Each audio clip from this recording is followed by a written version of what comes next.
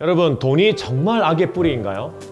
사람들은 흔히 돈이 일만 악의 뿌리라고 말합니다. 정말일까요? 그러나 성경은 그렇게 말하지 않습니다.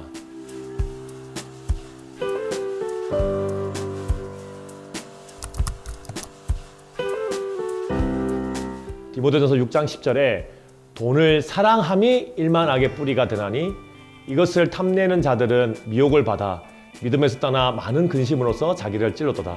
성경은 돈을 사랑하는 것이 문제이지 돈 그 자체가 문제라고 말한 적이 없습니다.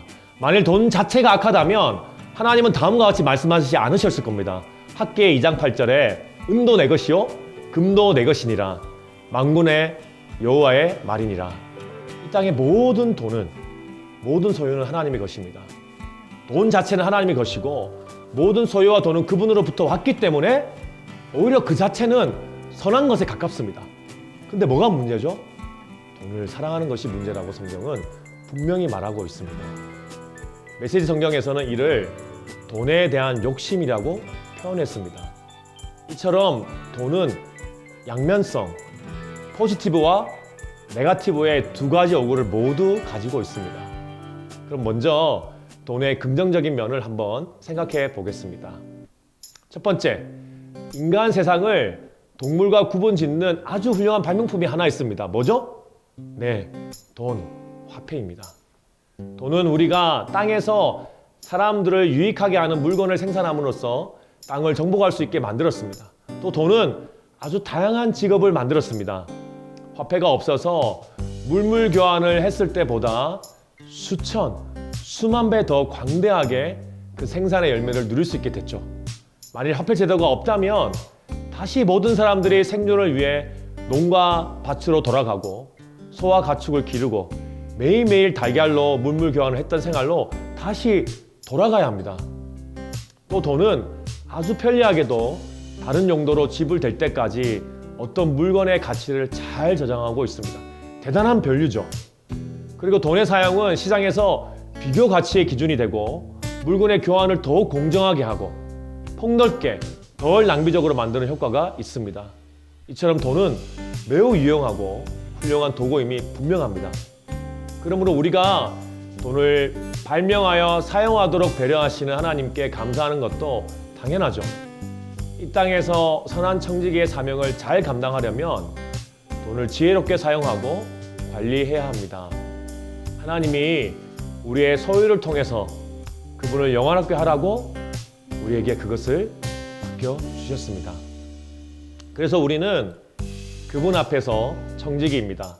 다섯 번째, 돈이 가진 장점은 만일 우리가 돈에 대해서 청지기 사명을 잘 감당할 수만 있다면 하나님의 주권과 지혜를 닮을 수 있습니다.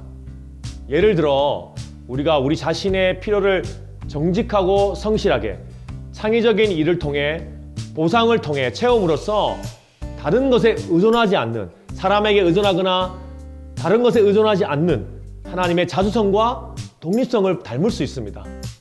성인이 되어가고 성숙해 간다는 개념에는 경제적인 독립과 자주성이 포함되어 있습니다. 또한 어렵고 가난한 이웃들에게 내가 가진 소유를 베풀고 나누는 삶을 통해서 하나님의 자비와 사랑을 닮을 수 있습니다. 그리고 복음 전도와 선교사에게 헌금함으로써 다른 사람들을 하나님 나라로 인도할 수 있습니다. 돈이 가진 많은 긍정적인 면과 더불어 반면 돈이 가진 부정적인 면도 아주 많습니다. 첫 번째, 돈은 너무 많은 힘과 가치를 지니고 있어서 언제나 죄와 유혹이 뒤따릅니다. 우리가 알듯이 우리 주변의 많은 영적인 리더들이 돈을 잘 다루지 못해 죄의 유혹에 빠지고 시작은 깨끗하였지만 마지막은 안타깝게 마무리되는 것들을 주변에서 볼 수 있습니다. 또 어떤 이들은 돈으로 다른 사람 위에 군림합니다. 돈의 힘으로 소중한 사람들을 자신의 소유처럼 조종하고 아무렇게나 무례하게 대합니다. 돈이 무시무시한 권력이 되는 현실입니다. 세상은 물론이고 교회 안에서도 이로부터 자유롭지 못한 현실이 너무 안타깝습니다. 세 번째, 돈은 또 무거운 짐이 되기도 합니다. 부자들이 일반적으로 행복지수가 떨어지는 것은 여러 경로를 통해서 많이 들어왔고 주변에서도 접할 수 있습니다. 네 번째, 사람은 돈을 사랑하는 깊은 함정에 빠질 수 있습니다. 야고보서 1장 15절 욕심이 잉태한 즉 죄를 낳고 제가 장성한 즉 사망을 낳느니라. 바울은 사람이 돈의 욕심에 사로잡히면 마음이 하나님부터 멀어지고 믿음에서 벗어나게 된다고 경고합니다.